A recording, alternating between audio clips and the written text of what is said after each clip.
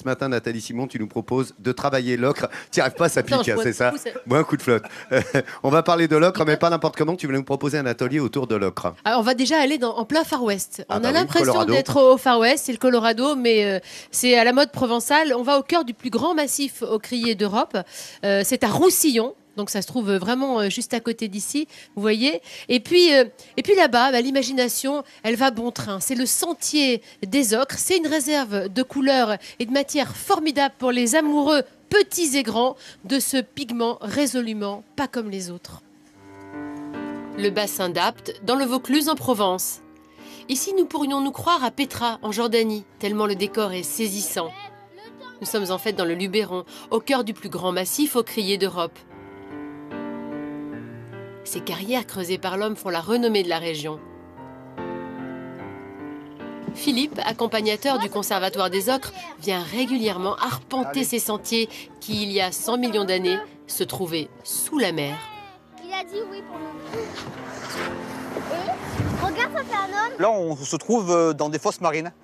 Donc il y a 100 millions d'années, tout ce massif était recouvert par la mer. Les seules preuves que l'on a ici de se retrouver au fond des mers, c'est grâce à ces tubes qui servaient donc aux vers marins.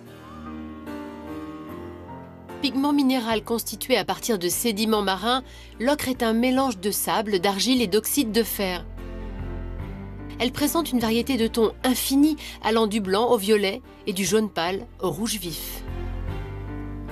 Ici, on va avoir donc l'ocre jaune qui va être donc en profondeur. L'ocre rouge que vous voyez en surface, c'est simplement dû à une oxydation.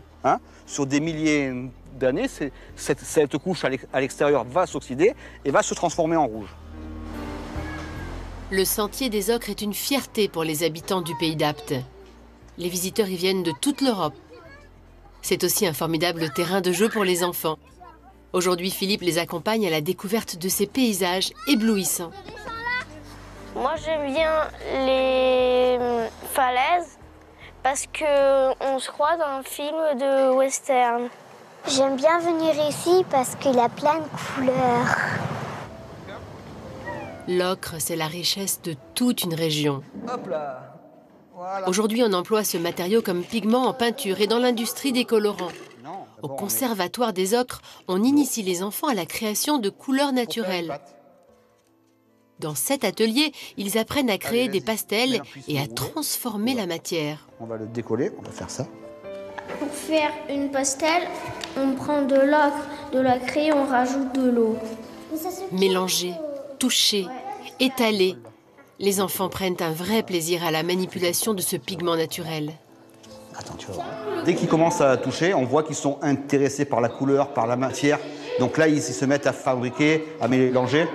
Une fois qu'il est bien réchauffé, on le met sur la feuille et puis on le roule doucement. Regarde. Doucement. J'aime bien mélanger les matières. L'ocre n'intéresse pas que les enfants. Dans un autre atelier, on trouve Olivier. Cet artisan autodidacte en restauration de bâtiments travaille l'ocre avec la chaux depuis l'âge de 14 ans. Aujourd'hui, il initie des stagiaires et leur communique sa passion pour cette matière. Maggie, je vais vous donner l'ocre rouge. C'est une vraie passion. Moi, je suis né pratiquement dans la chaux et dans les ocres. Et voilà, effectivement, depuis l'âge de 14 ans, je pratique ça. Et la couleur, aujourd'hui, c'est ma vie. Tous les jours, je pratique la couleur. Et elle fait partie du soleil, du ciel que je regarde le matin en me levant, jusque dans le lavage de mes mains le soir, lorsque je viens de me laver les ocres qui sont sur mes mains, quoi. C'est une certaine épaisseur d'enduit. Au programme du stage, la pose d'un enduit. Attentifs aux moindres conseils, ces amoureux du travail manuel attendent avec impatience de pouvoir réaliser ces travaux seuls, à leur tour. Comme ça. L'extérieur me plaît, cette couleur qui ressort avec ses nuances et de pouvoir le faire par soi-même, c'est vraiment ce que je recherche. Donc ça me permet de toucher cette matière. Voilà. Enfant du pays, l'ocre fait partie de la vie d'Olivier. Il y a 2 ans, il a fini d'achever les travaux de sa maison, une vieille bastide provençale laissée à l'abandon. Grâce à l'ocre et à la chaux, il a redonné vie à cette ancienne demeure. Ce qui est vraiment intéressant, c'est tout le jeu d'ombre que tu as ici, que l'on n'a pas ailleurs. Et j'adore regarder les ombres portées qui sont données ici sur l'olivier. On voit la lumière, comment est-ce que ça joue. Et l'ombre, elle n'altère pas la couleur, quoi. Elle fait partie complètement du décor, en plus, elle est pensée comme ça. La couleur, source d'inspiration et d'émerveillement dans lequel Olivier vient puiser la force de son travail. On est en Luberon, on est en Provence, mais on est dans le pays de la couleur, quoi. Si Roussillon et ici, Cazeneuve, on n'est pas dans le monde de la couleur, c'est qu'il faut aller ailleurs. Moi, j'ai pas fini de m'émerveiller. Et pourtant, ici, chaque pierre, c'est moi qui les ai posées, quoi. Donc, je la connais par cœur et pourtant, c'est un régal pour les yeux, quoi. Un spectacle pour les yeux. Ces villages perchés aux couleurs multiples comme nulle part ailleurs. L'ocre, le joyau d'une terre provençale unique. C'est vrai que c'est unique. Moi, j'ai eu l'occasion de venir me balader dans ce massif ocrier. On a l'impression que les Indiens vont surgir à tout moment. C'est exactement ça. Et surtout, il faut faire attention parce que l'ocre, ça tâche. Et si vous avez oui, j'entends, regarde les artésiennes, regarde à fond. Oui, vous tenez, et d'ailleurs, j'ai toujours pas trouvé comment enlever les taches qui sont faites. Vous avez un truc, mesdames, pour enlever les taches d'ocre? Mesdames, vous. Avec une brosse, elle dit. Avec une brosse. En Mais fait, il faut laisser sécher et brosser, essayer de pas mouiller, mais c'est vraiment, ça peut devenir un enfer, mais c'est magnifique. Vraiment, je vous recommande d'y aller sur ce sentier. Regardez ça. Ah, ça donne. Moi, j'ai très envie d'y retourner. En fait, il fait beau là. D'ailleurs, il faut se couvrir. Hein. Quand on y va en été, ça tape le soleil. Il y a rien pour se protéger. Ouais. Donc, protégez-vous avec un petit chapeau. Bon, alors du coup, petit atelier. Allez. Hein, on va jouer comme les enfants et on va fabriquer notre propre peinture à base de ces pigments qu'on a vus quand on déambule. Les 4 pigments naturels, je les ai ici. Regardez devant moi. Je ne sais pas si vous les voyez bien. Voilà, ça c'est les pigments qu'on trouve en se promenant ici. Et puis j'en ai d'autres qui viennent de Chine, mais voilà, qui peuvent. Tout ça, on trouve dans les magasins qui vendent tout ce qui est art plastique. C'est assez facile à trouver. On mélange ces pigments, c'est comme on veut, hein, oui, avec un jaune d'œuf et de l'eau. Alors en général, c'est autant d'eau que de jaune d'œuf. Donc vous voyez, hein, on peut faire liquide ou pas liquide. Un temps pourtant, nous dirait Vincent Ferniaud. Un temps pourtant, nous dirait Vincent. Donc moi, j'ai pris, avec Elodie, on a choisi le jaune, le vert et ce fameux rouge. Tiens, on va prendre ce fameux orange qui vraiment rappelle la balade. Et on dessine.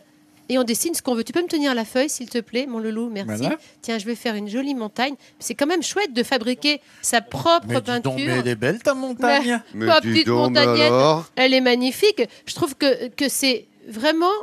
C'est jubilatoire de fabriquer sa peinture, de pouvoir dessiner, de pouvoir le laisser sécher. Et puis là, c'est entièrement naturel. Hein. C'est une jolie idée d'atelier avec les enfants. Si vous venez vous balader ici, vous pouvez même récupérer un petit peu de terre. Ça m'étonne pas de toi, tu as fait une voile de bateau.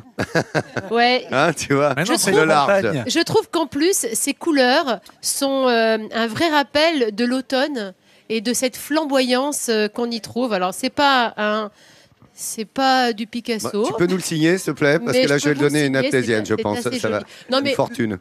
Lolo, ouais. Demain, on en parlera un petit peu plus. Oh, bah là, on va en parler demain parce qu'il nous emmène. On va faire la terre d'ocre, le Colorado avec l'ami Jean Seb. Jean Seb nous en parlera demain. On va aller se balader un petit peu. C'est vrai que cette région est incroyable. J'en profite juste pour ajouter que la Société des ocres de France, qui est ici, est quand même la dernière exploitation active en Europe. Et ils exportent dans le monde entier. Ils ont leur carrière qui est à Gargas, à 5 km d'ici, et qui se visite également et qui est impressionnante. Donc voilà, c'est ma casquette Made in France. Ouais, c'est ton côté Made in France et l'excellence à la française. Tu as raison de le rappeler. On en parle demain. On va vous faire visiter ce Colorado avec Jean Seb.